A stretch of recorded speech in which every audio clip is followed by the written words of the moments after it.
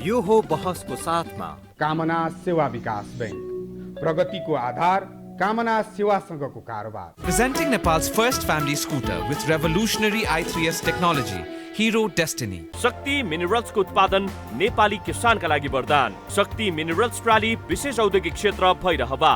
मङ्गल decor, गुर्जुमार्ग 4 खाल टिल्ली बजार काठमाडौँ।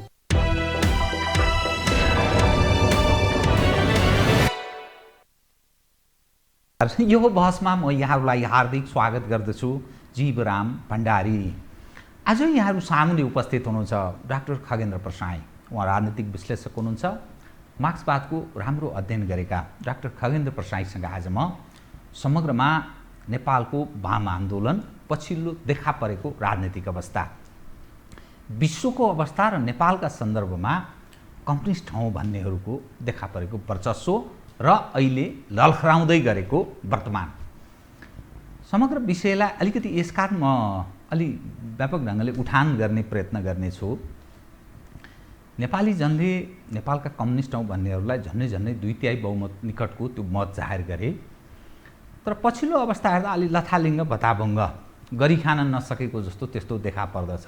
विगतको नेपाली काङ्ग्रेसले लामो समय गरेको राजपाटमा उसको भूमिका अलिक कमजोर जस्तो देखिएको, फलत ऊ असफल हुँदै गएको अवस्थामा नेपालका कम्युनिस्ट हौँ भन्नेहरूलाई यो मत जाहेर नेपाली जनले गरेका हुन्। तर अब के हुन्छ त? नेकपा एमाले विभाजन अनि फेरि एकताको प्रयास, नेकपा माओवादी पटक पटक विभाजनको स्थिति, मधेस केन्द्रित जो एउटा चौथो दलको रूपमा नेपालको राजनीतिमा स्थापित छ वर्तमानमा, त्यो ठ्याक्कै विभाजन घोषणा मात्रै हुन बाँकी रहेको स्थिति र त्यसदेखि बाहेकका वैकल्पिक शक्तिहरू कमजोर जस्तो देखिएको, अर्थात् उनीहरूले विकल्प तय गर्न नसकेको यस्तो स्थिति देखिएका ठुला राजनीतिक दलहरूको यो कन्तुबिजुको अभिगत, नेपाली जनहरूको यो अप्ठ्यारो अवस्था विश्लेषणात्मक र सूचनामूलक ढङ्गले म कुराकानी गर्ने प्रयत्न गर्नेछु। सर्वप्रथम म उहाँलाई स्वागत गर्छु। स्वागत छ यहाँलाई। धन्यवाद। म सिधै कहाँ प्रवेश गर्न चाहन्छु भने नेपालको लेफ्ट ट्रेन्डको बारेमा। पछिल्लो स्थिति हेर्दा झन्डै झन्डै 64% प्लस नेपालका कम्युनिस्ट हौँ भन्नेहरूलाई मत जाहेर गरेको दृश्य। तर हरेक पटक विभाजन विभाजन विभाजन र अहिले हेर्दाखेरि नेकपा एमाले फुटिसक्यो है भन्ने निष्कर्षमा मानिस पुगेका थिए। सुनिँदैछ आज अर्थात् शनिबार साँझसम्ममा सहमति विभिन्न ढङ्गले एउटा प्याकेज डिल हुँदैछ। त्यसअनुरूप केपी ओलीजीले के गर्नुपर्ने, त्याग गर्नुपर्ने र माधव कुमार नेपालजीलाई के स्थान प्रदान हुने र भोलिका दिनमा सुनिश्चित गर्ने विषयसहितको एउटा समझदारी कायम हुँदैछ र त्यसको साँझसम्म हस्ताक्षर हुनसक्छ यसो भनिँदैछ। वार्तामा बसेका मानिसहरूले मलाई उपलब्ध गराएको सूचनाको आधारमा म यो यहाँसँग कुरा गर्दैछु। यो समग्र दृश्य हेर्दा नि आगामी दिनमा नेपालमा कम्युनिस्ट हौँ भन्नेहरूको राजनीतिक भविष्यलाई तपाईँले कसरी हेर्नुहुन्छ बताउनुहोस् त। म यहीँबाट सुरु गर्छु। अब यससँग जोडिएका अन्तर्राष्ट्रिय अवस्थाहरू अनि नेपालको राजनीतिमा देखा पर्न सक्ने विभिन्न खाले अवस्थाको बारेमा पनि विषय उठान गर्छु कृपया। तपाईँले चाहिँ जसरी नेकपा एमाले एउटा कम्युनिस्ट शक्ति हो भन्ने असम्पसनमा त्योसँग जोडेर त्यसको त्यसको एकता या विभाजनको पृष्ठभूमिमा भविष्यमा कम्युनिस्टहरूको अवस्था कस्तो हुन्छ भन्ने जुन कुरा गर्नुभयो, त्यसको असम्पसन मलाई के लाग्यो भने नेकपा एमाले एउटा ठिकठाकको कम्युनिस्ट शक्ति हो भन्ने असम्पसन गर्नुभएको जस्तो लाग्यो, जुन असम्पसन चाहिँ फ्याक्चुअली तथ्यगत हिसाबले गलत हो। यी कम्युनिस्टहरू होइन, नेकपा एमाले भित्र थुप्रो कम्युनिस्टहरू छन्, थुप्रो यो पार्टी कम्युनिस्ट पार्टी बन्नुपर्छ भन्ने चाहना राख्नेहरू छन्। त्यसकै दस्तावेजहरूमा तपाईँले हेर्नुहुन्छ भने नेकपा एमालेकै दस्तावेज, नेकपा पछि एकीकरण भएर बनेको नेकपाकै दस्तावेजमा हेर्नुहुन्छ र त्यसमा जे समस्या छ पार्टीमा भनेर त्यसले नै लेखेको, त्यसले आफै लेखेको है, मैले बोले होइन, त्यसले आफै जे लेखेको छ त्यो हेर्नुहुन्छ भने त्यो वामपन्थी शक्ति नै पनि होइन, एउटा मोडरेट टाइपको वामपन्थी शक्ति पनि त्यो होइन भन्ने कुरा प्रष्ट हुन्छ। त्यो मैले भन्नु पर्दैन, बाहिरबाट अर्को कुनै मान्छेले भन्नु परेन, नेकपा एमालेको प्रतिस्पर्धी या शत्रु कुनै शक्तिले भन्नु पर्दैन, त्यसको आलोचक व्यक्ति या समीक्षकले भन्नु पर्दैन। त्यसका दस्तावेज नै खोट्याउनु हो भने त्यो कुरा ठाउँ ठाउँमा देखिन्छ, एका ठाउँमा राखिएको छ। त्यस कारण तर व्यवहार र सिद्धान्तको हिसाबले मैले बाहिरबाट हेर्दाखेरि, एउटा अब्जर्भरको हिसाबले हेर्दा, एउटा समाज विज्ञान अध्ययन गर्दै गरेको शिक्षक या विद्यार्थीको नाताले हेर्दा पनि त्यो एउटा वाम शक्ति कम्युनिस्ट शक्ति होइन।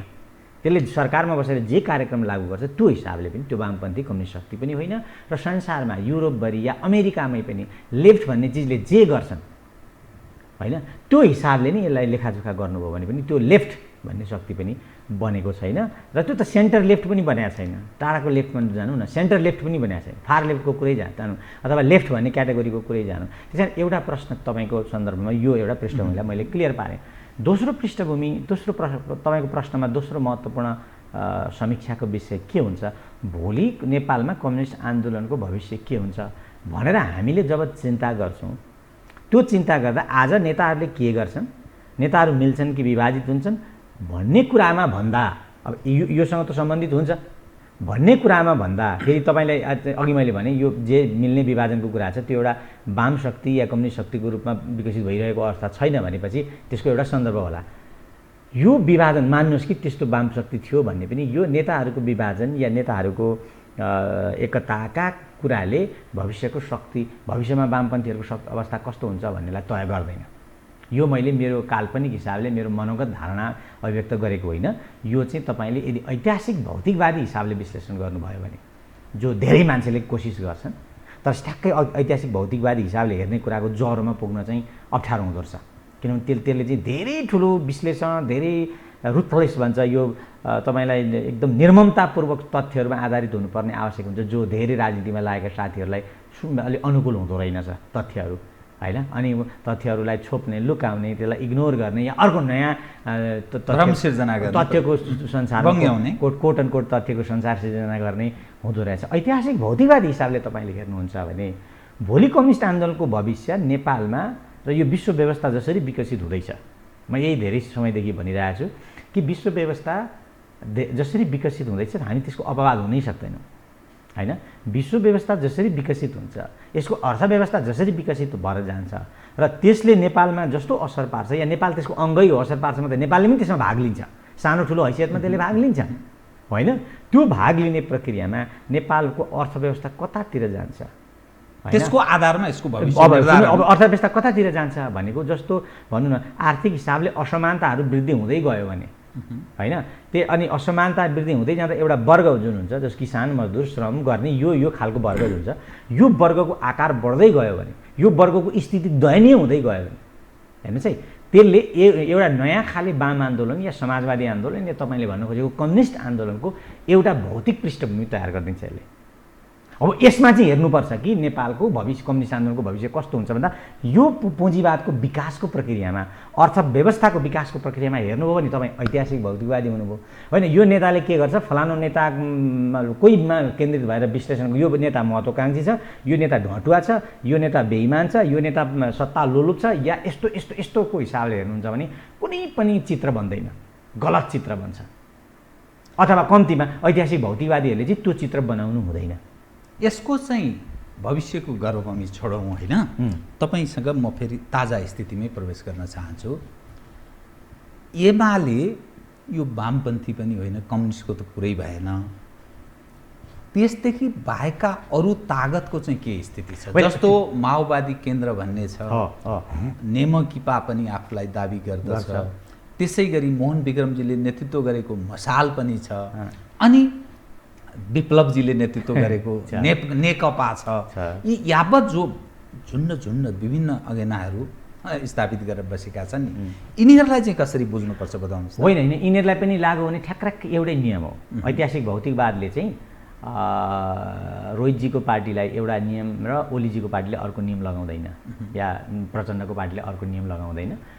त्यसले लगाउने नियम एउटै हो। उहाँहरूको पार्टीको किन विस्तार हुँदैन तपाईँ कल्पना गर्नुहोस् न। उदाहरण रोहितजीको पार्टीको किन विस्तार हुँदैन, अर्को मान्छेको पार्टीको किन विस्तार हुँदैन भने त्यो विस्तार हुने वर्गै छैन, त्यो विस्तार हुने वर्गै खोजिएकै छैन, अथवा त्यो विस्तार जहाँ सम्भावना छ त्यो वर्गले अहिले स्वाट्टै समाजवाद चाहँदैन, या कम्युनिस्ट जेलाई समाजवाद भनिएको छ, राष्ट्रियकरण, सामाजिक स्वामित्वको अर्थको समाजवाद चाहँदैन त्यसले होइन। त्यस कारणले नै उहाँहरूको पार्टी विस्तार हुँदैन। नभए यी साना समूहमा र हिजो अलिकति ठुलो बन्न खोजेको वैद्यजीको पार्टी हिजोको अहिले किन फेरि सानो बन्यो, अथवा त्यसको राजनीतिमा किन कम हिस्सा छ, अहिले हैसियत छ भन्दा त्यसले आफ्नो विस्तारित हुने वर्गै भेटेको छैन। त्यसले विस्तारित हुने अर्थव्यवस्थै समात्न सकेका छैन। यदि तपाईँको अर्थव्यवस्था त्यसले समात्दै छ भने तपाईँलाई म बताउँछु कि आजका सेन्टर लेफ्टहरू पुँजीवादी भनिएकै पार्टीहरू पनि रातारात समाजवाद उन्मुख हुन्छन्। युरोपमा यो हुने गर्यो। तपाईँ यतिसम्म हुने गर्यो कि लिबरल पार्टीहरू, कन्जर्भेटिभ पार्टीहरूले पनि समाजवादका केही आधारभूत मुद्दालाई क्यारी नगरी उनीहरू सत्तामा जानै सक्दैनथे। जस्तो स्वास्थ्य, शिक्षा सम्बन्धी, सेक्युरिटी, सुरक्षा, वृद्ध भत्ता जस्तो सुत्केरी भत्ता, यी यस्ता विधायक यी सारा थिए नि महिलाका पुरुषका विभिन्न मान्छेका, यी कुरालाई एड्रेस समातेर मात्रै इभन लिबरल पार्टी भनिएकाहरू अथवा कन्जर्भेटिभ भनिएका पार्टीहरू पनि समाजवादका थुप्रो तत्त्वहरू लिन बाध्य थिए हगि। त्यस कारणले हामीले अहिले पनि अब धेरै साथीहरूलाई म यही भन्ने गर्छु कि यो व्यक्तिले के गर्छ, त्यो व्यक्तिले के गर्छ, उहाँ कस्तो दस्तावेज लिएर आउनुहुन्छ, अध्यक्ष कतिवटा बन्छ, को बन्छ भन्ने कुरामा भन्दा बढी चिन्ता यो इतिहासको प्रक्रियामा जानु होला। यो इतिहासको प्रक्रियामा गएपछि मात्रै वाम आन्दोलनको भोलि कस्तो अवस्था बन्न सक्छ भन्ने कुराको चित्र तपाईँले बनाउन सक्नुहुन्छ। यसमा अलि स्पष्ट गरिदिनु होला।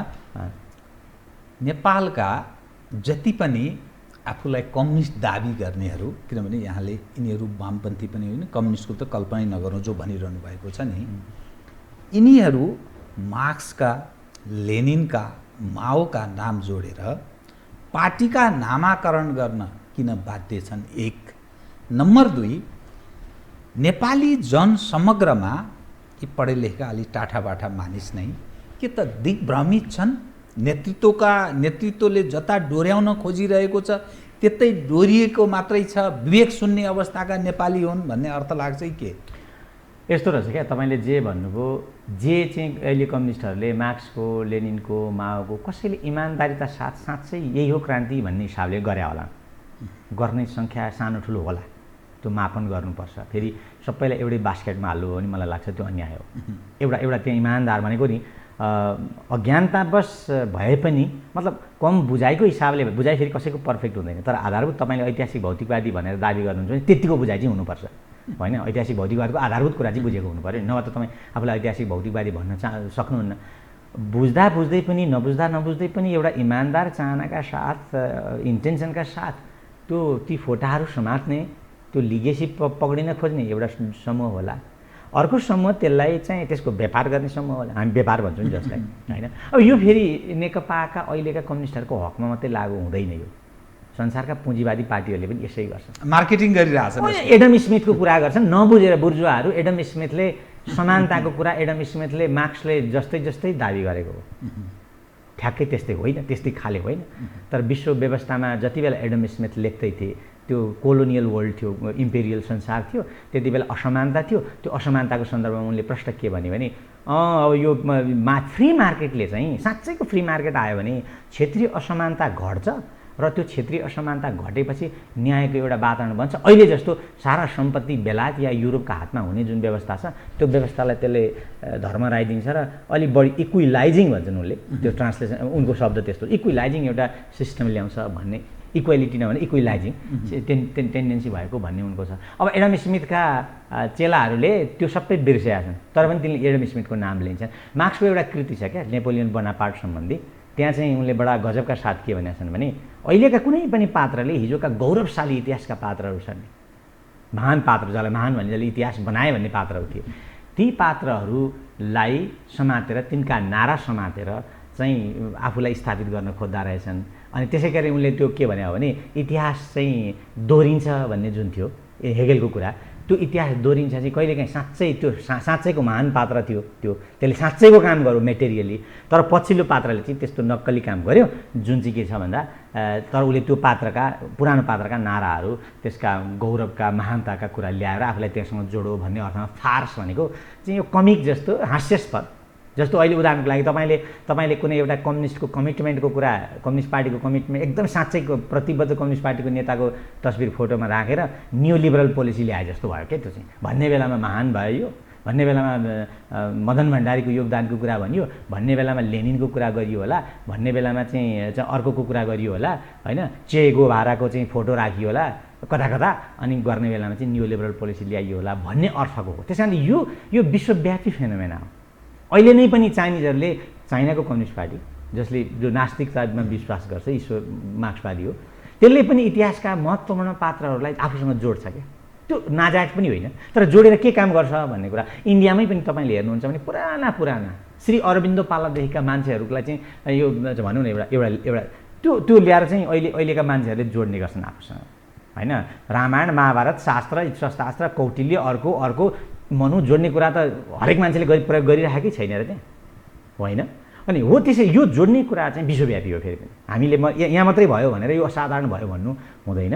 तर महत्त्वपूर्ण कुरा फेरि पनि मैले तपाईँलाई अघि भने नि यो जोड्ने कुरा, यो नारा दिने कुरा, यो भन्ने कुरा म समाजवादी हुँ या म जबजवादी हुँ या म फलानुवादी हुँ भन्ने जे कुरा छ त्यो कुरा चाहिँ त्यसको भविष्य, त्यो स्वयं वामपन्थको भविष्य अघि मैले भने फेरि पनि आज एउटा नेताले के गर्छ, एकीकरण गर्छ, विभाजित हुन्छ भन्ने कुरामा भन्दा यो ऐतिहासिक शक्तिहरू कसरी विकसित हुन्छन् भन्ने कुरामा त्यसले त जस्तो उदाहरणको लागि म तपाईँलाई एउटा कुरो फेरि क्लियर पार्छु। उदाहरण नेकपा एक भयो भने अथवा एमाले एक भयो, एमाले एक मात्रै होइन, एमाले फेरि हिजो जस्तै गरेर नाटकीय ढङ्गले अर्को नेकपा भन्ने अलिक ठुलो चिज बनेछ भने पनि त्यो वामपन्थी शक्तिको रूपमा विकसित हुन्छ कि हुँदैन भन्ने कुरा आज केही साथीहरूले होइन, जस्तो दोस्रो जेनेरेसन या तेस्रो जेनेरेसन के भनिहाल्छ, ती साथीहरूले आज लेखा तत्परतामा भर पर्दैन।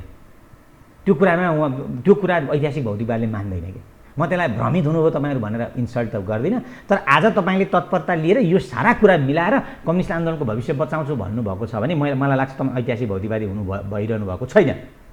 त्यो तपाईँको पार्टी त ठुलो होला, चुनाव जित्ला, तर त्यो वाम पार्टी हुन्छ कि तपाईँको चासो के हो? ठुलो चुनाव जित्ने पार्टी बनाउनु भन्न खोजेको हो कि वाम पार्टी बनाउन खोजेको? दुई विषय। विश्वमा जुन खालको वेभ अहिले देखा पर्दछ, कम्युनिस्ट हौँ भन्ने अर्थात् वामपन्थ हौँ भन्ने यो ट्रेन्डका लागि त्यति उर्वर छैन, नकारात्मक जस्तो देखा पर्दछ। नेपालको सन्दर्भमा किन यो जमिन त्यो हौँ भन्नेहरूका लागि उर्वर जस्तो देखा पर्छ एक, र अधिकांश अहिले नै हेर्ने हो भने झन्डै 1 दर्जन जति कम्युनिस्टको नाममा दाबी गर्दै पार्टीहरू दर्ता भएका छन् या क्रियाशीलता दर्शाइरहेका छन्। त्यो किन हामी कहाँ किन विश्वको ट्रेन्ड हेर्दा र यहाँको अवस्थामा किन फरक? विश्वको ट्रेन्ड चाहिँ अहिले कस्तो छ भने तपाईँले भनेको आधा कुरालाई मैले टेकेर आधा कुरालाई मेरो कुरा भन्छु। विश्वको अहिलेको ट्रेन्ड अबको विश्व कता जाँदैछ भन्दाखेरि मैले अहिले भन्दैछु, अहिले विश्व पुँजीवादी विश्व हो भनेर सबैले मानेको कुरा हो। पुँजीवाद बलियो भइन्जेल, पुँजीले आफूलाई पुनरुत्पादन गर्न, विस्तार गर्न, विकसित गर्न सकिन्जेल त्यसले अन्याय गर्छ, थिचोमिचो गर्छ, अनेक गर्छ, दमन गर्छ, मार्छ, मान्छेका घर आगो लगाउँछ, लाखौँ करोडौँलाई उसका जमिनबाट इतिहास पुँजीवादको इतिहासै हो। यो तपाईँले फ्री मार्केटबाट पुँजीवाद आउँछ भनेर धेरै हाम्रा नियो लिबरलहरूलाई भ्रम छ, लिबरल साथीहरूलाई भ्रम छ। त्यसले मार्छ, लुट्छ, कति वर्ष लुट्यो इन्डियालाई हेर्नुहोस् न, अफ्रिकालाई कति वर्ष, लेटिन अमेरिकालाई कति वर्ष, त्यो लुटका आधारमा युरोपमा अमेरिकामा त्यो वैभव सिर्जना भएको होइन। अब तपाईँले यो पुँजीवाद बलियो भइन्जेल, त्यसभित्रको सङ्कट आइन्जेल वामपन्थहरूको स्पेस बन्दैन ऐतिहासिक भौतिकवादी हिसाबले। अब त्यसो भए के गर्ने भन्ने अर्को प्रश्न, तर बन्दैन, त्यो सत्य हो। कि तपाईँले ऐतिहासिक भौतिकवादी होइन भन्नु पऱ्यो? ऐतिहासिक भौतिकवादी हुँ पनि भन्ने होइन, चाहियो भने त मैले चाहेँ भने चेतनाले निर्धारण गर्ने भएपछि मैले चाहेँ भने त हामीले चाहनु चाहिँ कति बेला हुन्छ? तपाईँले मान्छेले बहुमतले कति बेला चाहन्छ क्रान्ति भन्ने पनि त होला नि त। यसै त चाहँदैन होला, तपाईँले शिक्षा दिएर त चाहँदैन होला, त्यसले शङ्ख फुकेर चाहिँ आह्वान गर्दा त क्रान्ति चाहँदैन त्यसले क्रान्ति चाहने एउटा स्थिति बन्छ भन्ने कुरा हो। र तपाईँको प्रश्नमा म जाँदाखेरि पनि म गएँ स्पेसिफिक त्यसैमा गएँ कि नेपाल अब अहिले संसारमा एउटा विश्लेषण छ, थुप्रै मान्छेहरूको विश्लेषण के छ भने अब चाहिँ जस्तो पुँजीवादले आफूलाई पुनरुत्पादन गर्ने ठाउँहरू कमजोर हुँदै त्यसको सङ्कटतर्फ जाँदैछ। सङ्कटतर्फ है, सङ्कट आइसकेको छैन होइन। 1-2वटा सङ्कट त्यसले सानातिना टार्छ। 2008को टार्यो, 97-98को इस्ट एसियन क्राइसिस टार्यो, त्यसपछि वर्ल्ड क्राइसिस चाहिँ 8को 9को टार्यो, त्यसले टार्दै लाँदैछ। तर अब भनाइ के छ भने अब त्यो सेचुरेट पोइन्टमा जाँदैतर्फ जाँदैछ भनेपछि एउटा विश्वभरि वामपन्थको एउटा स्पेस बन्छ, त्यसले किन बन्छ त्यो सङ्कट आयो भने, आउँदै गर्दा बन्छ होइन, आयो भने अब त्यो देखिँदैछ। अहिले चाहिँ सङ्कटतर्फ जाँदैछ भन्ने चाहिँ देखिँदैछ होइन, किनभने अमेरिका अर्थव्यवस्था पुनरुत्पादित भइरहेको छैन, युरोप एउटा सिङ्गै सङ्कट हुन्छ, बेलायतको जिडिपी तपाईँले हेर्नुहुन्छ भने त्यो सङ्कटको केही घोर्तको, अब त्यसलाई उनीहरूले करेक्सन गर्न सके पुँजीवादी व्यवस्थाभित्रै केही सुधार मार्फत भने त्यो फेरि टर्छ, यो आइहाल्छ भन्ने पनि होइन। अब नेपालको सन्दर्भमा के हो भने नेपालको सन्दर्भमा पनि एउटा के थियो भने पञ्चायत कालमा भूमि सुधार र अरू केही सुधार मात्र, शिक्षा स्वास्थ्यमा गरिएका सुधार अनि केही इन्फ्रास्ट्रक्चरका सुधारले त्यसको उत्पादक शक्तिलाई अलिकति ठेलेको हो है। अनि त्यो मध्यम वर्गको एउटा ठुलो तबका जन्मेको हो। तर त्यो मध्यम वर्गको तबका के भयो भने ती मध्यम वर्गका बाबुआमाका छोराछोरी जब युनिभर्सिटी स्कुल गए होइन, त्यस पछाडि तिनको अगाडि जाने बाटो के भयो, बन्द भयो। अनि बन्द भइसकेपछि तिनीहरू चाहिँ वामपन्थको या चाहिँ प्रजातान्त्रिक पार्टीको अथवा यो व्यवस्थाको विकल्पमा खोजीमा लागेर विद्यार्थीहरूको ठुलो सङ्ख्या त्यसरी लाग्यो। नेपालमा ठ्याक्राकै भएको त्यही हो। तर नेपालमा चाहिँ कस्तो भएको हो भन्दाखेरि परिवर्तनका लागि त्यसैले भूमिका खेल्यो, पञ्चायतको अन्त्यका लागि पञ्चायतको अन्तका लागि त अनेक चिजले भूमिका खेले। तर यहाँ पनि त एउटा वर्ग आधार जनआधार त तयार हुनु पर्थ्यो नि त। त्यो जनआधार कसरी तयार, तपाईँले हेर्नु न कति मान्छे कति किसानहरू कम्युनिस्ट पार्टीमा सङ्गठित थिए। कम्युनिस्ट पार्टीको सबैभन्दा ठुलो बल भनेको शिक्षक र विद्यार्थी थियो त्यति बेला। तपाईँले यसै यो त सबैलाई थाहा छ नि त। र ठुल्ठुला जुलुसहरू आन्दोलनहरू विद्यार्थीले गर्थे होइन। त्यो विद्यार्थी कहाँबाट उत्पत्ति भयो, त्यसले चाहिँ यो व्यवस्था विरुद्ध किन त्यसले सोच्यो त, त्यसको चाहना किन यो व्यवस्थाको विकल्प खडा गर्ने भयो, यसै भयो त होइन होला। हिजो बुवा जसको बुवाले पञ्चायत मान्नुहुन्थ्यो त्यसका सन्तानहरू छोराछोरीहरू के भए, पञ्चायत विरोधी भएर गए होइन। किनभने पञ्चायतले तिनको विकासको बाटोलाई के गर्यो, रोकेको थियो। यद्यपि यो हुँदाहुँदै पनि नेपालमा अहिले ठ्याक्कै बहुमतले चाहेको समाजवाद होइन। यो कुरामा हामी क्लियर हुनुपर्छ। हामी कुन वाद अन्तर्गत यतिखेर मुभ गर्दै होइन, अहिले नेपालको जसले तपाईँ कम्युनिस्ट पार्टीको वरिपरि विचारवाद र जो आदर्शको हामी त्यसमा चाहिँ कन्फ्युजनमा छौँ। तर मान्छेले ठुलो ठुलो विचार हेर्दैन जिन्दगीमा औसत त्यो लेभलमा, त्यो शिक्षाको लेभलमा हामी पुगेका छैनौँ।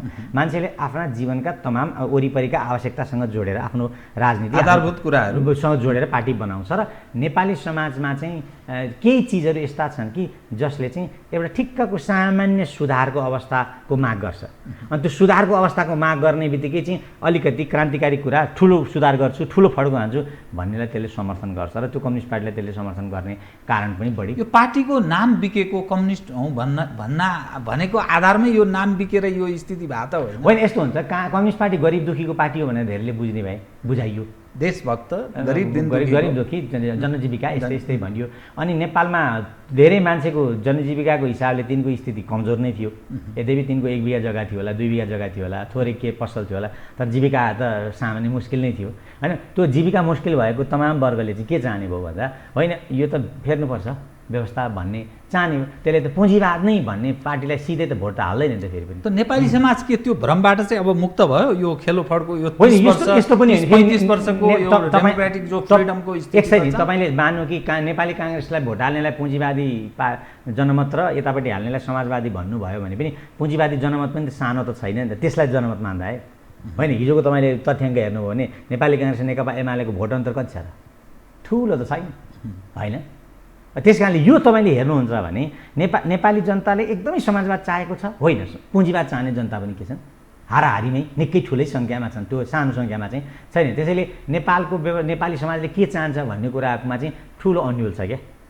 यो बात चाहने, यो विचार चाहने भन्ने त्यो विवेक सम्मत अवस्थाका नेपाली जन छन्, त्यो तहमा छन् तपाईँले जुन भनिरहनु होइन। यस्तो हुन्छ, सुन्नु न, जस्तो तपाईँले सचेत रूपले मेरो दार्शनिक अवधारणा यो हो र त्यसको त्यो दार्शनिक अवधारणाको अझै थप दार्शनिक झन् गहिरो दार्शनिक अवधारणा यो भनेर मान्छेले विश्लेषण गर्दैन। मान्नु हिन्दू हुनेको बाद हुँदैन, दर्शन छैन। हिन्दूभित्र चाहिँ फलानु र फलानु मान्नेको दर्शन हुँदैन र। तर त्यो दर्शनकै तहमा त सबै मान्छे पुगेको हुँदैन नि त होइन। उसले आफ्नो जीवनको वरिपरि हेरेर त्यो तय गरेको हुन्छ, आफूलाई बाँच्न कहाँ सजिलो हुन्छ होइन, आफूलाई सामान्य कसरी हुर्काइन्छ भन्ने तमाम कुरासँग हेरेर उसले के तय गर्छ भने म हिन्दू हुन्छु भन्ने कुरा त सामान्यतः पहिल्यै तय भएर आएको हुन्छ। तर ऊ त्यसमै किन बसिरहन्छ भने उसको जीवन सहज भइरहेको हुन्छ।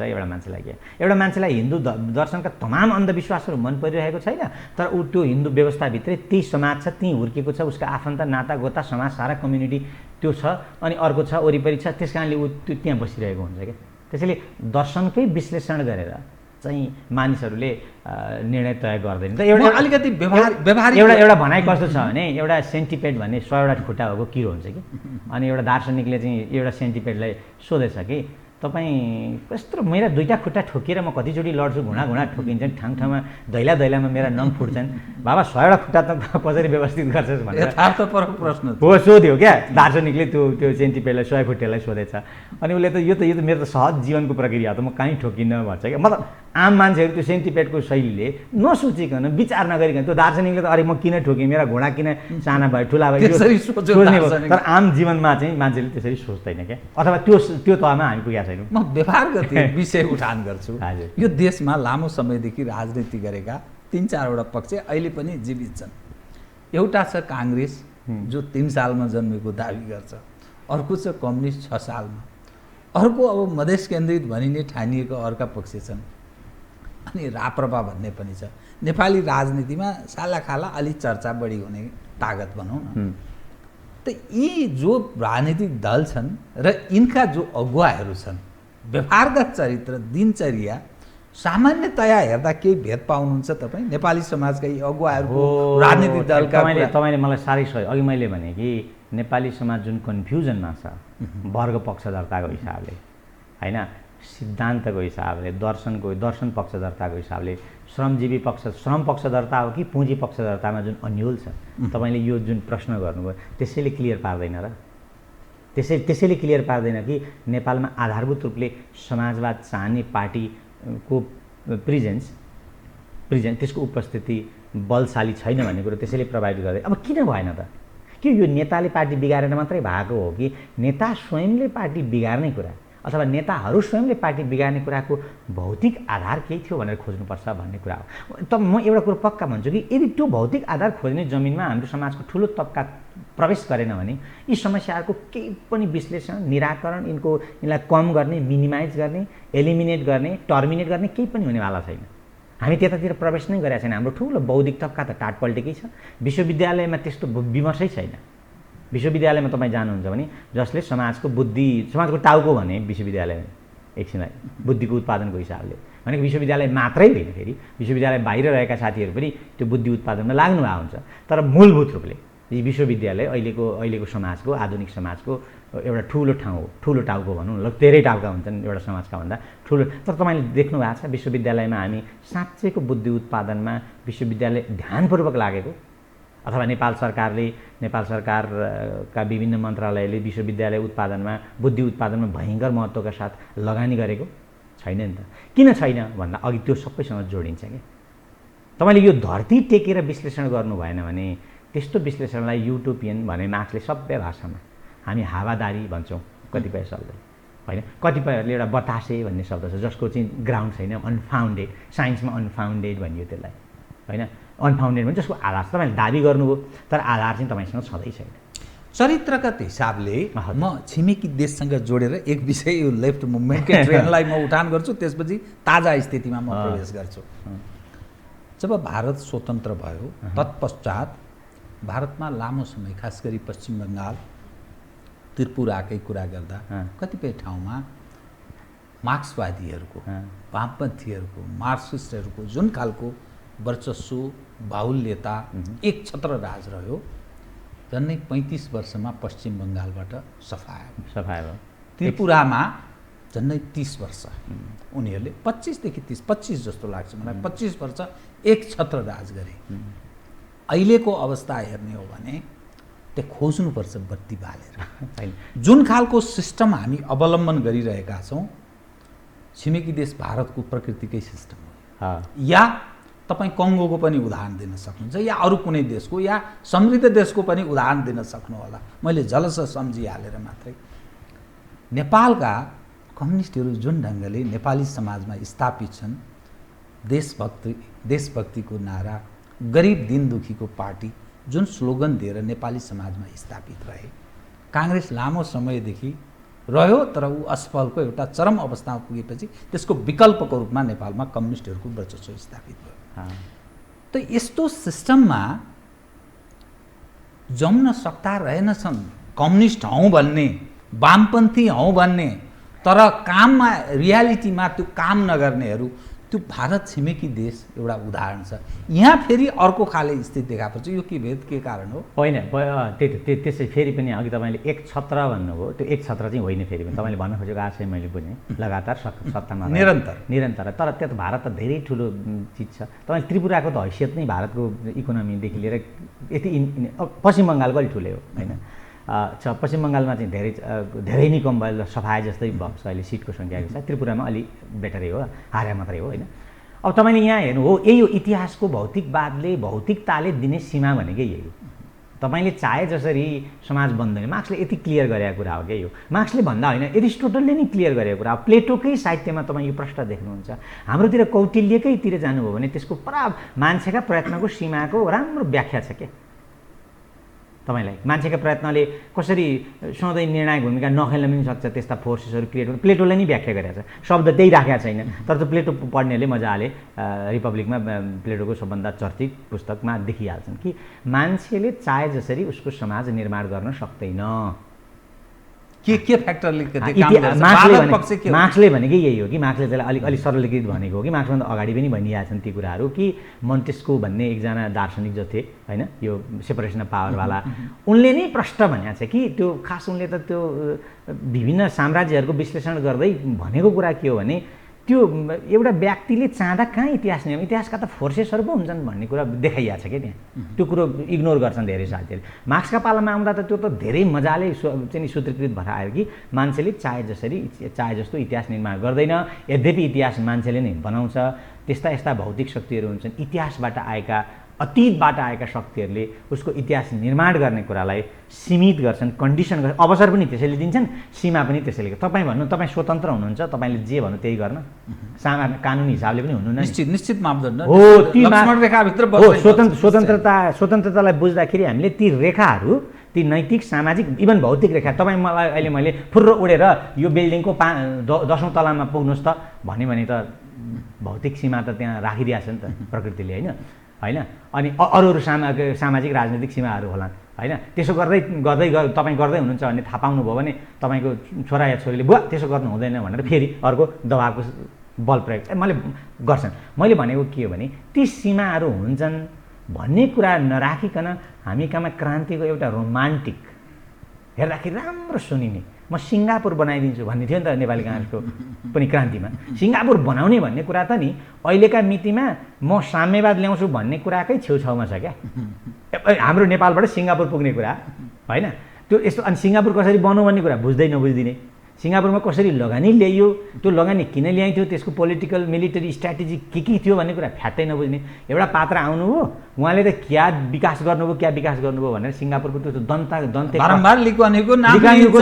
31 वर्ष त गरेको 31-32 वर्ष काया पलट भयो भने त्यसलाई दन्त्य मिथोलोजाइज गर्ने, दन्त्य कथाकरण भन्नु त्यसलाई नेपाली शब्द के हुन्छ, त्यसलाई दन्त्य कथाको पात्र जस्तो बनाउने। अनि इतिहासका शक्तिहरूले किन त्यस्तो गरे, एउटा सिटी स्टेटमा त्यो किन त्यस्तो म्यासिभ लगानी सम्भव भयो भन्ने चाहिँ यो पुँजीवादी विश्व व्यवस्थाको फोर्स, त्यसमा भएको चाहिँ हिजोको कोल्ड वार प्रतिस्पर्धा, त्यसको सन्तुलन, यो सारा कुरा साउथ कोरियाको पनि ठ्याक्राकै त्यही हो। त्यो नबुझ्ने अनि चाहिँ विकास त के भयो भनेर मात्रै त्यो विकासको दन्त्य कथाकरण गर्ने, विकासको विज्ञान नबुझ्ने कुरातिर बढी गयो क्या। त्यसैले अघि तपाईँले भनेकोमा यो व्यवस्था भनेको तपाईँले के बहुदलीय व्यवस्थालाई भन्न खोज्नु भएको हो। जस्तो भारतमा कम्युनिस्टहरूले चाहिँ एक छत्र गरे त्यो केही समय, त्यस पछाडि फेरि पनि उनीहरू कमजोर छन् अहिले भन्ने कुरालाई चाहिँ तपाईँले बहुदलीय व्यवस्थाभित्र कम्युनिस्ट सरकार चाहिँ कमजोर के अरे काम गर्दैन, प्रतिस्पर्धात्मक राजनीतिमा कतै न कतै उनीहरू कमजोर हुँदै जाँदा रहेछन्। तपाईँको क्षमता भएन, विश्व व्यवस्था अर्थव्यवस्था कस्तो हुन्छ भन्ने बुझ्नु भएन भने सोभियत युनियनमा एक छत्र शासन थिएन न, कुनै बेला 60,000 अणुबम बोकेर विश्वको सबैभन्दा शक्तिशाली बनेको कुनै बेला 70-80 को दशक, 70 को अन्तिम 80 को सुरुमा होइन। अमेरिकनहरूले पनि हामीभन्दा मिलिटरी पावर बढी छ भनेर त्यो त व्यवहारको हिसाबले स्वीकार्यो होला। विश्वको महाशक्ति भनेर चाहिँ भनिएको कुरा किन ढल्यो त? तपाईँले खोजेको एक छत्र व्यवस्थाले हो भने त्यसपछि 1990 पछाडि समाजवादको ठिकठाक बाटोमा हिँड्दै गरेका क्युबा जस्ता देश, समाजवाद भनेको मान्छेको जीवनको हिसाबको कुरा, हिँड्दै गरेका क्युबाहरूलाई किन फेरि सङ्कट भयो त? र उनीहरूले थुप्रो चिजमा सम्झौता गर्नु पर्यो, गरेका छन् र थुप्रो चिज बचाएका छन् फेरि गौरवको साथ। हिजो मतलब त्यहाँ नजानु न, बेलायत समाजवादी बेलायतको कुरा, समाजवादी बेलायत quote and quote second world war पछाडि लेबर पार्टीले निर्माण गर्दै गरेको समाजवादका त्यहाँ यति बलिया चिजहरू निर्माण गरेको थियो उसले।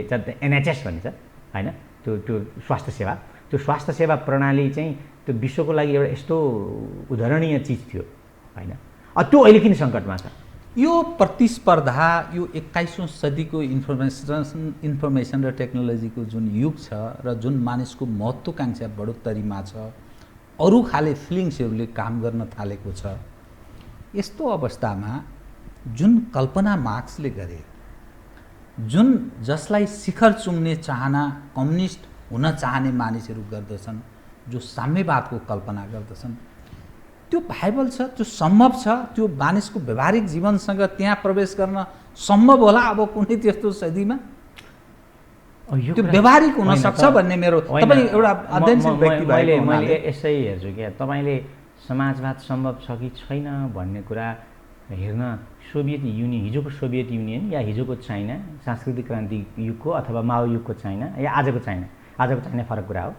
उनीहरूले आफैले हामी समाजवादी हौँ भनेर दाबी गरिरहेको छैन। समाजवादको प्रारम्भिक चरण 2021 देखि दोस्रो चरण छ उनीहरूको, तेस्रो चरण त सिँगै बाँकी छ। उनीहरूले अहिले प्रारम्भिक चरण भनेको त समाजवाद हुँदैन नि त होइन।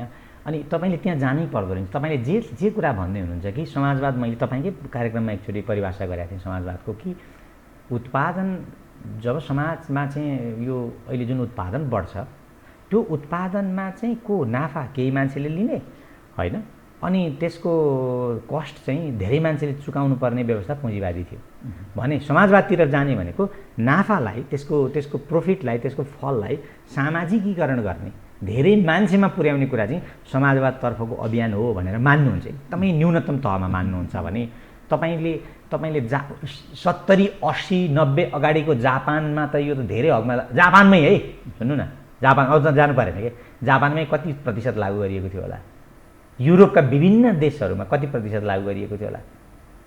भारत जस्तो एकदम चाहिँ कमजोर अर्थव्यवस्था भएको अहिले त्यसका निजीकरण गरिएका चिजहरूलाई हेर्नुहुन्छ भने ठुल्ठुला शिक्षा लगानी, स्वास्थ्यमा लगानी, ठुल्ठुला, अब भारतमा त कन्ट्रोभर्सियल छ, ल युरोपमै जाउँ न एकछिनलाई, ताइवानमै जाउँ, जुन चाहिँ चाइनाबाट छुटिएर पर गएको थियो, त्यसको स्वास्थ्य शिक्षामा केही गरिएका लगानीहरू हेर्नुहुन्छ भने तपाईँले साउथ कोरियामै जानुहुन्छ, कृषिमा गरिएको लगानीको कुरा हेर्नुहुन्छ भने, कृषिको रूपान्तरणको कुरा हेर्नुहुन्छ भने त्यो कसरी कल्पना मात्रै थियो। त्यसलाई तपाईँ कल्पना मान्नुहुन्छ भने डेमोक्रेसी के हो? डेमोक्रेसी के हो मलाई बताइदिनु त। हरेक मान्छेले आफूलाई सार्वभौम ठान्छ, समाजको बारेमा बुझ्छ, अनि आफूलाई उपयुक्त हुने नेता छान्छ, पोलिसी छान्छ। यो काल्पनिक हो कि होइन? मलाई बताइदिनु न एकछिनलाई, यो काल्पनिक हो कि होइन? फ्री हो कि? त्यही भ्रममा मानिस डेमोक्रेसीको नाममा बाँचिरहेको होइन। तपाईँ यसै गर्नु न, तपाईँ त्यसलाई भ्रम त किन भन्नु? यही पुँजीवादी व्यवस्थाभित्रै नेपाली समाजको ठुलो जनसङ्ख्याले आफ्नो जीवन बदल्या छ कि छैन? केही वर्गले होइन, ठुलो तल मध्यम वर्ग ठुलो निर्माण हुनु भएको छ भनेको के हो?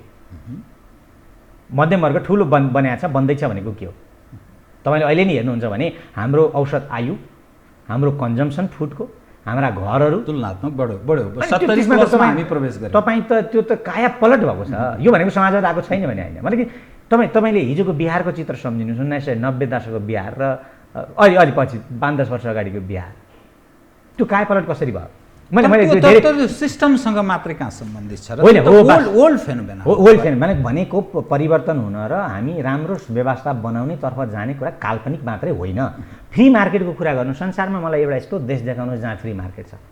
म फ्री मार्केटका पक्षधरहरूलाई यो प्रश्न गर्छु, उहाँले कुनै देश टिप्नै सक्नुहुन्न। अमेरिका भन्नुहुन्छ, अमेरिका त यति टाइटली रेगुलेटेड रिग्ड मार्केट, त्यहाँको बजार व्यवस्था यति धाँधली गरिएको हुन्छ नि, धाँधली छ कि त्यहाँको पुँजीपति वर्गले गर्ने धाँधलीको तपाईँ कल्पनै गर्न सक्नु, त्यस्तो धाँधली गर्छ भनेपछि त्यसो भए फ्री मार्केट पनि त काल्पनिक रह्यो। डेमोक्रेसी स्वयं मलाई ह्युमन राइट्स बताइदिनुहोस् त जिरानजी, कि ह्युमन राइट्स भन्ने चिज कस्तो? ह्युमन राइट्स भन्ने चिज त लगभग तपाईँ समाजवादको यति नजिक छ कि हरेक मान्छेले हरेक अर्को मान्छेलाई ब्रदरहुड, एउटा यस्तो कम्युनिटी निर्माण गर्नेछौँ हामी मान्छेहरूको। सुन्नुहोस् है, अब यो मार्क्सको कुरै बिर्स्यौँ एकछिनलाई। तपाईँले मानेको मानव अधिकार त मान्नुहुन्छ? तपाईँ मानव अधिकार चाहिँ तपाईँलाई के हुन्छ? तपाईँले बोले बाबत पुलिसले आएर तपाईँलाई नपक्रिने कुरालाई पनि मानव अधिकार भनेर सीमित गर्छन् यहाँ बुर्जुवा मानव अधिकारवादीहरूले, है? यो चाहिँ बडा डरलाग्दो। तपाईँ मलाई यति बताउनुहोस् कि संयुक्त राष्ट्रसङ्घको घोषणापत्रको प्रस्तावनादेखि तल मानव अधिकारका त्यहाँ हेर्नु भने हामी एउटा यस्तो समुदाय निर्माण गर्नेछौँ, मानव समुदाय, जहाँ हरेक व्यक्तिले हरेक अर्को व्यक्तिलाई ब्रदरहुड भनिएको छ। त्यहाँ त्यसको अर्थ फेरि लैङ्गिक हिसाबले नलिउँ अहिलेलाई, त्यसको अर्थ भनेको मित्रता, प्रेम भावले, होइन, त्यसरी व्यवहार गर्ने र न्यूनतम आवश्यकता पुरा त्यो त छँदैछ। एकदमै सबै चिजलाई अनि त्यो के हो त्यो कुरा कल्पना हो कि त्यो एउटा ल हामीले प्राप्त गर्नुपर्ने एउटा साँच्चैको राम्रो सपना हो त त्यो राम्रो सपना हो। अनि तपाईँ हरेक व्यक्तिलाई ब्रदरहुड भातृत्वको हिसाबले प्रेमपूर्ण हिसाबले व्यवहार गर्छ भन्ने कुरा त ठ्याक्राकै समाजवादमा आएर पुँजीवादमा त हुँदैन। पुँजीवादमा त हरेक व्यक्तिसँग प्रतिस्पर्धामा हुन्छ, हरेक व्यक्तिसँग युद्धमा हुन्छ पुँजीवाद। पछि त्यो सोसियल डार्विनिजम जसलाई भनियो, हर्बर्ट स्पेन्सर भन्ने एउटा च्याम्पियन थिए, बडा राम्रो डार्विनका पक्षधर इभोल्युसनिस्ट। उनको त उनले जुन फाउन्डेसन गरे डार्विनिजमलाई जसरी बुझायो संसारमा, त्यसले त सोसियल डार्विनिजम भन्ने एउटा बेस बनायो। सोसियल भनेको तपाईँको जिन्दगीको सुख केमा भर पर्छ भने तपाईँ अर्को मान्छेसँग जति धेरै गाढा प्रतिस्पर्धामा हुनुहुन्छ तपाईँको उन्नति त्यतिमा छ भन्ने उसले है। भनेको मेरो जीवन केमा आधारित छ भने मेरो सुख मेरो उन्नति भने तपाईँ म या समाजका सम्पूर्ण मान्छेसँग म जति धेरै प्रतिस्पर्धामा रहन्छु त्यति धेरै म चाहिँ केमा आधारित छु भन्ने बित्तिकै त्यसको उत्तर के भयो भने मानव अधिकारले त त्यो कुरालाई मानेन बा। तपाईँ र मलाई त त्यसले त दाजुभाइ बनाउन खोज्दैछ। मतलब प्रेमपूर्ण भातृत्वको सम्बन्धमा रहेको एउटा मान्छे अर्को मान्छेले माया गर्नुपर्ने सम्बन्धमा रहेको बनाउने कल्पना गर्दैछ। त्यो सन्दर्भमा तपाईँ मार्क्सकै कुरा चाहिँ किन काल्पनिक हो भनेर मार्क्सलाई मात्रै किन जुम्बा। तर मार्क्सको कुरा फेरि काल्पनिक होइन। मार्क्सले अघि जे भन्दै थिए पुँजीवाद जुन असमान सम्पत्तिको वितरणले जे सङ्कट ल्याउँछ नि, मलाई यसै कुरा भन्नु। तपाईँ प्रश्न गर्ने म सोध्ने अर्थमा नलिनु, संवाद गरौँ एकछिनलाई, मोडालिटी चेन्ज गरौँ, ठिक छ नि।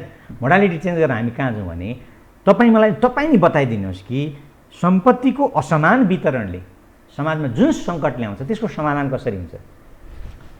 त्यो क्षमता जहाँ हामी शिक्षाको कुरा गर्छौँ, जहाँ प्रतिस्पर्धाको कुरा गर्छौँ अनि क्षमतावानहरूलाई स्पेस दिने कुरा गर्छौँ नि, त्यो फेरि अनि त्यो प्रतिस्पर्धाका लागि बाधक हुँदैन। समान वितरणको जो कुरा उसले क्षमता कहाँबाट विकास होइन। मैले तपाईँले नि ल नि प्रतिस्पर्धा समाजलाई चाहियो, तपाईँलाई चाहिँ अति धेरै सुविधा दिएर मलाई चाहिँ मेरा खुट्टामा चाहिँ सुकेनास लाग्ने गरी मलाई कुपोषित गरेर होइन, अनि तपाईँका खुट्टा चाहिँ जिममा लगी तयार गरेर पोषण खुवाई एक्स्ट्रा प्रोटिन सप्लिमेन्ट डाइटरी दिदी तपाईँलाई तयार गर्ने अनि तपाईँ र मलाई प्रतिस्पर्धा गराउने भन्यो भने के हुन्छ पुँजीवादमा? अर्थात् समान वितरणको तपाईँले होइन, तपाईँले मेरो प्रतिस्पर्धा हुन्छ भने नि तपाईँ र मैले उस्तै अवसर पाएको हकमा मात्रै प्रतिस्पर्धाको मिनिङ हुन्छ क्या।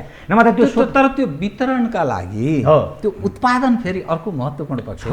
अनि त्यो उत्पादन छ त, त्यसैले त वितरणमा जाने प्रक्रिया स्वतः सुरु भइहाल्दैन कि पुँजीवादमा। मार्क्सले भनेकै हो, त्यसको सङ्कट आएपछि मात्रै मान्छेले कम्लो ठड्याउँछ। ए भाइ यो गडबड भयो, यो अन्याय भयो, यो म माथि अन्याय भयो भन्छ, किनभने अन्याय भइरहेको हुन्छ उसलाई, उसको जीवन चल्दैन अनि ऊ सङ्कटमा हुन्छ। अनि सङ्कटमा भएपछि मात्रै ऊ केमा आउँछ, ल वितरणलाई ठिकठाक नगरी नहुने रहेछ। अहिले तपाईँ भन्नु न, हिजो धेरै पुँजीवादमा विश्वास गर्ने स्वास्थ्य सेवा चाहिँ निजीकरण हुनुपर्छ भन्ने धेरै मान्छेले अहिले कोभिड पछाडि स्वास्थ्य सेवाको बारेमा पुनर्विचार गरिसके। अमेरिकाका थुप्रै डेमोक्राट्सहरूले पनि ल इक्जाम्पल दिनुहुन्छ भने हिजो जो चाहिँ उत्पाद निजीकरणको पक्षमा थिए अहिले तिनीहरू होइन राज्यको भूमिका त चाहिने रहेछ भन्ने ठाउँमा पुग्यो। किन पुग्यो? सङ्कटले त्यहाँ पुर्याउने हो क्या। मेरा चाहनाले मैले आज चाहिँ कुनै राम्रो कृति पढेँ, कतिलाई श्रीमद् भागवत गीता पढेँ या बाइबल पढेँ या कुरान पढेँ या त्रिपिटक पढेँ या अर्को मन्दुम पढेँ, के पढेँ, त्यसका आधारमा आएको इन्सपिरेसनबाट मेरो भविष्यको यात्रा तय हुँदैन क्या। अहिलेको जमिनबाट मात्रै मेरो भविष्यको हाम्रो कोसिस के भने मार्क्स या अर्को कसैका कृति पढेर जमिन नपढेर अनि हामीले क्रान्तिको कुरा गऱ्यौँ क्या बढी। त्यस कारणले ती क्रान्तिहरू के हुन्छ असो। जस्तो एउटा इक्जाम्पल मैले धेरै ठाउँमा भन्ने गरेँ के भने 21 सालको भूमि सुधार पछाडि जमिनको स्वामित्व र वितरणमा जस्तो परिवर्तन आयो त्यसले 2/3 चाहिँ मान्छे किसानहरूलाई जमिनको मालिक बनाइसकेको रहेछ क्या। त्यो हुँदाहुँदै पनि त्यो एक हिसाबले एउटा रिभोल्युसनरी क्रान्तिकारी तपाईँले क्रान्ति भनेको कम्युनिस्टले मात्रै गर्छन् भनेर मान्नु पनि क्रान्ति होइन। मार्क्सले भने जस्तो एउटा उत्पादन सम्बन्धी एउटा स्वामित्व प्रणालीबाट अर्को स्वामित्व उत्पादन प्रणालीतिर जाने कुरालाई क्रान्ति मानेर परिभाषित गर्नुहुन्छ भने त्यो क्रान्ति थियो। सायद त्यो राजा महेन्द्रले भूमि सुधार ऐन 2021 जसरी लागू गरे नि त्यसको पछाडिको मकसद के हुनसक्छ? तपाईँ एज एउटा मार्क्सवादी अध्येताको हिसाबले त्यसमा मल्टिपल फोर्सेसहरू थिए। पहिलो कुरो राजाले वैधता कसरी प्राप्त गर्थ्यो? एउटा ठुलो मानिसको समर्थन बिना राजतन्त्र टिक्नै सक्दैन थियो होइन, टिक्नै सक्दैन। उनले त्यो ठुलो एउटा स्पेस बनाए, त्यो स्पेस उनलाई आवश्यक थियो किनभने हिजोको एकदम लिमिटेड ल्यान्डलर्डहरूको होइन एकदमै सीमित जमिनदार हजार बिर्तावालहरूको जमिनदार भन्दा पनि बिर्तावालहरूको जसले ट्याक्ससम्म पनि तिर्दैन थिए। सुन्नु न, बिर्ता भनेको ट्याक्स नभएको जमिनलाई बिर्ता भनिन्थ्यो त्यो बेला। जमिनदार अर्कै कुरा हो। बिर्तावालहरूको सानो सीमित साँगुरो घेराले अब संसार जतापट्टि जाँदै थियो त्यतापट्टि जाँदै गरेको संसारमा म ठ्याक्क बिर्तावालहरूको प्रतिनिधि भएर राजा बस्नै सक्दैन थियो एक है। त्यस पछाडि जुन चाइनामा जे हुँदै थियो होइन, अनि उत्तर कोरियामा जे भइरहेको थियो र संसारमा कृषि क्रान्तिको किसानहरूको क्रान्तिका जुन संसारभरि भनेको खास गरेर हाम्रा जस्ता देशहरूमा जुन उभार आउन सुरु हुँदै थियो खास गरेर चाइनाको प्रभावले, त्यसलाई रोक्नु अमेरिकनको लागि महत्त्वपूर्ण थियो र उनीहरूले नै फन्ड गरेको हो कि त्यो प्रोजेक्ट। हामी कहाँ शिक्षा प्लस अरू र प्रत्यक्ष फन्ड गरेको प्रोजेक्ट के थियो भने यही ल्यान्ड रिफर्म थियो। र अमेरिकनहरूले यस्तो खालको ल्यान्ड रिफर्म चाहिँ साउथ कोरियामा पनि भयङ्कर सफलताका साथ योजना गरेका थिए र ताइवानमा पनि भएको थियो है। अनि यहाँ आउँदाखेरि हामी कहाँ यहाँ के भयो भन्दाखेरि यो सबै मिल्यो, मल्टिपल फोर्स एक ठाउँमा आयो।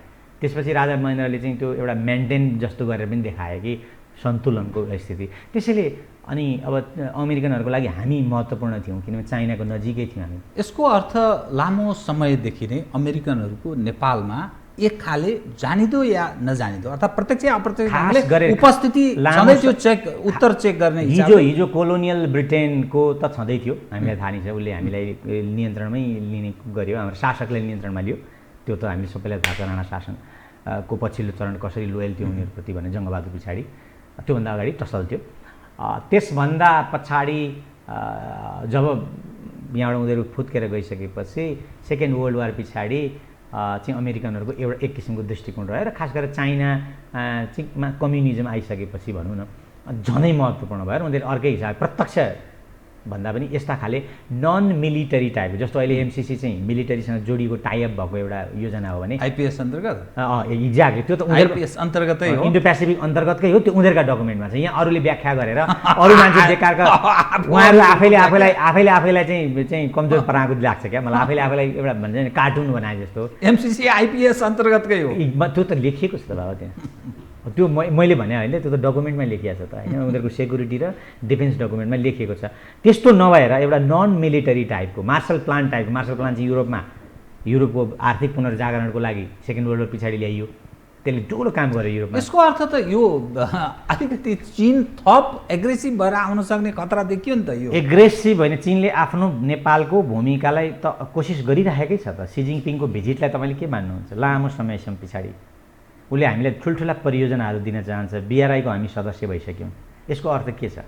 यद्यपि हामी बिआरआईको सदस्य भइसक्यौँ, एमसिसी ल्याउन खोजिरहेका छौँ, भारत र अमेरिका समीप भएर गइरहेको छ। अब चिनियाहरू एकातिर इन्ट्रेस्टबाट इन्डियनहरू अर्कोतर्फ, पश्चिमाहरूको अर्को। हामी के त्यसको चपेटामा? हामी चपेटामा होइन, त्यही प्रोसेसभित्र नै हामी हुन्छौँ। त्यो प्रोसेसभित्र हाम्रो ठिकठाकको, म यो भन्दिनँ कि हामीले एकदम शानका यो हुँदैन विश्व व्यवस्थामा, त्यो तपाईँ कल्पनै नगर्नु। अमेरिकी राष्ट्रपति इजरायलका व्यापारीहरूबाट यति प्रभावित हुन्छ कि तपाईँ कल्पनै गर्नु। अरबका राजाहरूले उसलाई लगानी गरे हुन्छ। यहाँ हेर्दा पो तपाईँलाई संसार the most powerful main in the world भन्नुहुन्छ होला होइन। मैले भनेको के भने यो अहिलेको जुन विश्व व्यवस्थाको प्रक्रियामा यो चीनले कति दबाब झेल्या होला तपाईँ विचार गर्नुहोस्। 30-40 वर्षमा कति सम्झौता गरे होला चीन जस्तो देशले, अमेरिकाले कति सम्झौता गरे होला। हिजो चीनलाई चाहिँ जुन किसिमको राज्य भनेको थियो, चीनलाई उसले रिकगनाइज नै गरेको थिएन युनाइटेड नेसनको मेम्बर। त्यो सहमति गरेर ताइवानबाट फिर्ता गर्नु भनेको अमेरिका कति झुक्यो भन्नुहोस् त? कति झुकेको हेर्नु। नेपालको सन्दर्भमा सौम्य खालको लिडरसिप जो ट्याक्टफुल डिल गर्न सकोस् विश्वलाई, त्यस्तो खालको नेतृत्वको बडा अभाव खड्किँदै गएको जस्तो होइन। यस्तो हुन्छ, यो सबै बुझेपछि मात्रै त्यस अनुसारको नेतृत्व हुन्थ्यो। हाम्रो त बुझ्ने प्रक्रिया अवरुद्ध भयो क्या, समस्या बहुत ठुलो सङ्कटमा छौँ हामी एकपछि अर्को। म तपाईँसँग नि एउटा महत्त्वपूर्ण पक्ष चाहिँ छुट्न लाग्यो, त्यस कारण म यो विषय उठाइहालेँ। नेकपा एमाले माधव कुमार नेपालजी झलनाथजीले नेतृत्व गरेको एउटा पक्ष, ओलीजीले नेतृत्व गरेको अर्को पक्ष। अब बुझिएअनुसार, अब मलाई कोट अनकोट बडा कठिन छ, एकजना सरकारवाला महत्त्वपूर्ण नेता तपाईँसँग संवाद गर्नुभन्दा पहिले मलाई सुनाउँदै हुनुहुन्थ्यो, हामी सायद आज साँझसम्म हस्ताक्षर गर्नेछौँ, त्यो केही सहमति हुनेछ। मैले सोधेँ सहमति भनेको के? सहमति भनेको माधव कुमार नेपालजीलाई पनि भोलिका दिनमा आश्वस्त बनाउने र ओलीजीको पनि निरन्तरता यी विषयमा, तर मिलान गर्ने प्रयत्न हुनेछ। सायद साँझसम्म 28 गतेसम्म माधव कुमार नेपालजीको पनि बार्गेनिङ म्याक्सिमम रहनेछ। 28 गते साँझ सर्वोच्च अदालतको सालाखाला फैसला आउँछ, उनको निष्कर्ष। त्यसकारण 28 गतेपछि उनको पनि बार्गेनिङ समाप्त हुन्छ माधवजीको। त्यसकारण हामी साँझसम्ममा एउटा निष्कर्षमा पुग्छौँ। भन्ने थियो। त यो जो दृश्य देखिन्छ नि, हजुर, यो एकता अनि नेपालको राजनीति अनि फेरि अरू खाले कम्युनिस्टहरूको भोलिका दिनमा हुन सक्ने चुनाव, अन्ततोगत अर्ली इलेक्सनमा त मुलुक जान्छ नै, सिस्टम रहिरहन्छ या रहँदैन भन्ने अर्को प्रश्न गर्ने मानिसहरू पनि छन्।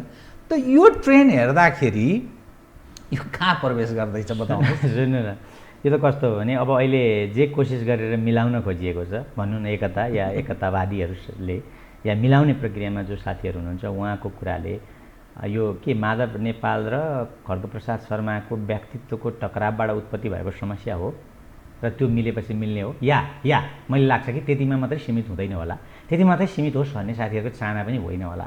मैले के भन्छु भने मेरा लागि र धेरै वामपन्थमा विश्वास गर्ने मान्छेहरूका लागि महत्त्वपूर्ण प्रश्न आज माधवजी र ओलीजी या माधवजीका पक्षधरका र ओलीजीका पक्षधरका कसरी मिल्छन् या मिल्दैनन् भन्ने कुरा गौण हो भन्छु मैले। तर धेरै साथीहरू जो त्यहाँ ढुङ्गा खानुहुन्छ, जीवन त्यहाँ राजनीतिमा त्यहाँ सडकमा चाहिँ लडाइरहनु भएको छ अथवा त्यहीँ आफ्नो जीवन चाहिँ सम्पूर्ण दिइरहनु भएको छ, उहाँका लागि अलिक बढी इमोसनल हुनसक्छ। तर वैज्ञानिक हिसाबले हेर्छु नि त मैले पनि, होइन, म पनि वामपन्थी आन्दोलनमा केही समय बिताएको मान्छे हुँ, मेरो पनि इमोसन छ होला। तर इमोसनलाई एकछिन सस्पेन्ड गरेर मैले वैज्ञानिकताका लागि हेर्दाखेरि मैले 3टा कुरालाई हेर्छु अहिले।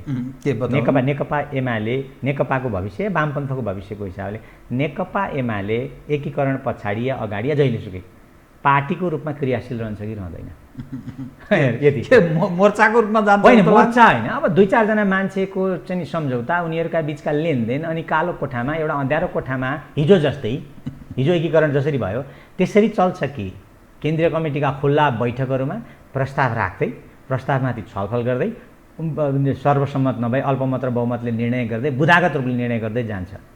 कम्तीमा पार्टी या लोकतान्त्रिक, फेरि त्यति नगरी त्यो पार्टी हुँदैन, त्यो पार्टी हुने बित्तिकै त्यो लोकतान्त्रिक पार्टी सो त हुन्छ क्या। अहिले भनौँ न ल, नेकपा एमाले पार्टीको रूपमा क्रियाशील छ, कसैले भनौँ त मलाई छ र छैन, कसैले पनि मान्दैन नि त, होइन। एक 2 त्यो अघि मैले भने लोकतान्त्रिक पार्टी बन्छ कि बन्दैन भन्ने कुरा चाहिँ, अब यो अघि मैले भनेको पार्टी बन्ने प्रक्रियामा त्यसले आफ्नो यात्रा सुरु गर्यो भने त्यो लोकतान्त्रिक पार्टी बन्दै जान्छ, हेर्नु है।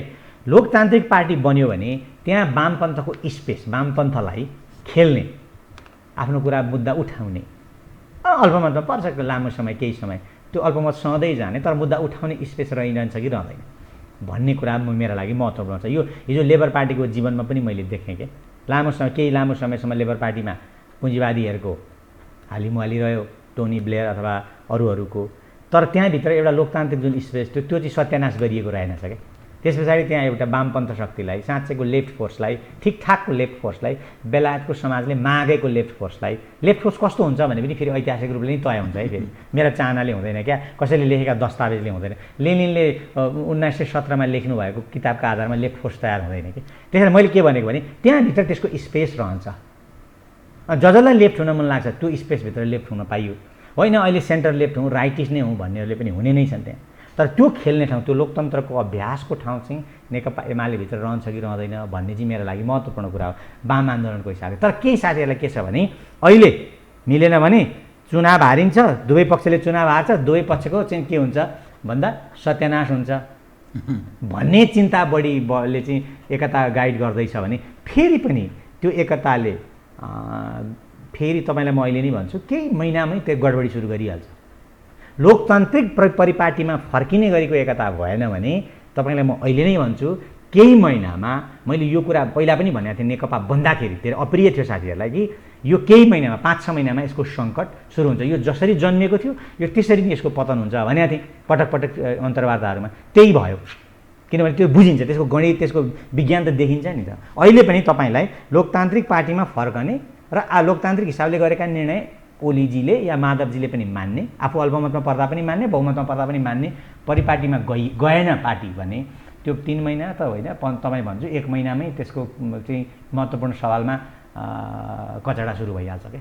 त्यस कारणले मुख्य कुरा भनेको लोकतान्त्रिक जीवनमा फर्किने कुरा हो र त्यो कुरालाई चाहिँ एकताले स्थापित गर्न सक्छ। कसरी एकता हुन्छ त्यो हेर्नु पर्छ। एक्ज्याक्टली। अब तपाईँले लोकतान्त्रिक अहिले भोलि चाहिँ संसद पुनर्स्थापना भएपछि पार्टीको संसदमा हैसियत के हुन्छ भन्ने कुरा र भोलि चुनावमा हारिन्छ कि जितिन्छ भन्ने कुरालाई केन्द्रमा राखेर पार्टी लोकतान्त्रिक हुनुपर्छ कि पर्दैन, पार्टी वामपन्थीकरण हुनुपर्छ कि पर्दैन भन्नेलाई गौड राख्नुभयो भने मलाई लाग्छ त त्यो पार्टीको एकीकरणले एक हिसाबले भन्दा पुँजीवादी प्रक्रियालाई नै सघाउँछ। अर्थात् भोलिका दिनमा त्यो लोकप्रियता आर्जन गर्ने बेसको रूपमा पार्टी रहने छैन भन्ने। होइन, चुनाव त जित्न सक्छ फेरि पनि। जस्तो एकीकरण भएर अरूसँग एलायन्स गरेर चुनाव जित्ने कुरा नै महत्त्वपूर्ण हो र चुनाव त तपाईँ माफिया पार्टीले पनि जित्छ नि संसारमा हेर्नु न। भारतमै कस्ता कस्ता पार्टीले चुनाव जित्छन्, हामी कहाँ पनि जित्लान्। तर तपाईँले चुनाव वामपन्थी पार्टीको रूपमा चुनाव जित्नुहुन्छ कि लोकतान्त्रिक पार्टीको रूपमा चुनाव जित्नुहुन्छ कि यस्तै अँध्यारो कोठामा केही मान्छेलाई टिकट दिएर अनि ती पैसावालालाई टिकट दिएर अनि त्यस्तै गरेर गोजीका खल्तीबाट टिकट वितरण गरेर चाहिँ अनि चुनाव यो महत्त्वपूर्ण छैन र लोकतन्त्रको जीवनमा। तपाईँको जिन्दगीलाई त्यसले प्रभावित गर्दैन र एउटा पत्रकारको जिन्दगीलाई, एउटा आम नागरिकको जिन्दगीलाई तपाईँ घरबाट यहाँ आइपुग्दासम्म त्यसले प्रभावित गर्छ होइन। मतलब भनेको के हो भन्दाखेरि मेरो लागि यही कुरा चाहिँ महत्त्वपूर्ण हो कि। तर अब अहिले चाहिँ जस्तो यो संविधानको रक्षाको प्रश्न, एमाले लोकतान्त्रिक हुनुपर्ने प्रश्न अनि एमाले वामपन्थ हुनुपर्ने प्रश्नलाई गौड मानेर अथवा त्यसलाई चाहिँ एकछिनलाई ट्र्यासमा हालेर होइन अनि फेरि एकीकरण किन एकीकरण भन्दा चुनाव हारिन्छ, पार्टी बर्बाद हुन्छ, हाम्रो जिन्दगी सत्यानाश हुन्छ भन्ने हिसाबले गइयो भने त त्यो त व्यक्तिवादी चिन्तनतर्फ गयो क्या, वामपन्थी चिन्तनको त्यो इन्डिकेसन होइन। केही समय पर्खौँ र हेरौँको स्थितिमा जाउँ है त।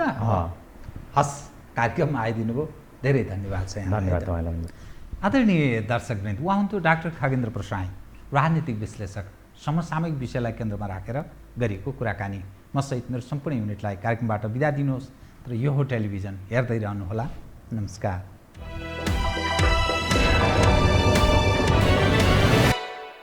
यो हो बहसको साथमा कामना सेवा विकास बैंक, प्रगतिको आधार कामना सेवासँगको कारोबार। Presenting Nepal's first family scooter with revolutionary i3S technology, Hero Destiny. शक्ति मिनरल्सको उत्पादन नेपाली किसानका लागि वरदान। शक्ति मिनरल्स प्राली विशेष औद्योगिक क्षेत्र भैरहवा। मङ्गल डेकोर, गुर्जुमार्ग 4 खाल टिल्ली बजार काठमाडौँ।